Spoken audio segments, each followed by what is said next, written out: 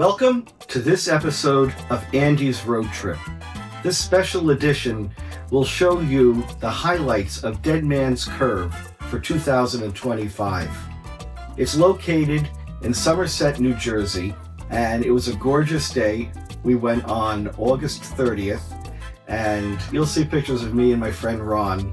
And there are funny cars, Hollywood cars, some famous actors you can have your photograph with. Last year, I had my picture taken with Ponch and John from Chips. The Fast and Furious was there today, and you'll see a picture of me with that car. That was phenomenal. And also, I think I ran into Elvis. He was performing, and there was also a Marilyn Monroe, but she had a rather large Adam's apple. Oh no! So we won't go there. But people come dressed in 50s and 60s and 70s, which is very cool, outfits, and there's so much to see and so much to do. And let you enjoy these pictures.